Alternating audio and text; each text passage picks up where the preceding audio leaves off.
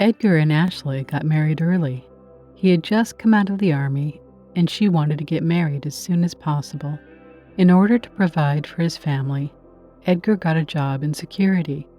There was no time to study, so he could not expect his financial situation to improve in the near future.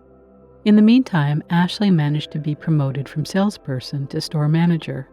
The woman began to get a higher salary than her husband. Her mother kept telling her that a man should provide for a woman, and a woman should stay at home. And under these conditions, love gradually began to turn into something else. Ashley began to express her dissatisfaction to her husband. She often told him that he was a loser who didn't want anything in life.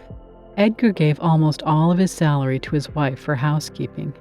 When he decided to get additional education in the security field in order to earn more in the future, Ashley became very angry and told him that she had no money for his whims, and in general, she was tired of him always sitting on her neck.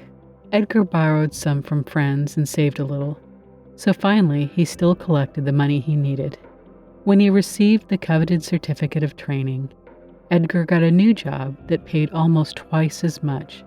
But even this income, Ashley, was not enough. She was not happy about the success of her husband and continued not to try to support him.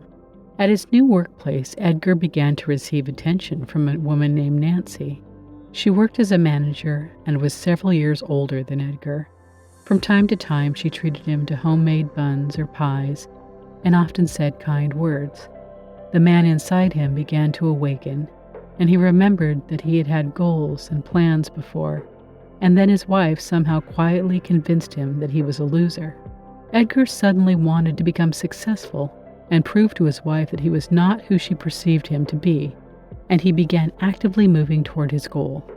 Eventually, Edgar decided to open his own security agency. His wife was not enthusiastic about the idea and kept telling him that he would never succeed and that it was better to stay with the job he had recently found. Nancy, on the contrary, said that the idea was a good one, and Edgar would definitely achieve what he had planned if he continued to pursue his goal.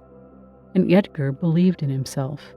When the company began to bring in substantial profits, his wife began to show him more affection, but he no longer needed her deceitful support. Edgar left home and filed for divorce. And with Nancy, his relationship gradually moved to another level, and soon they became husband and wife.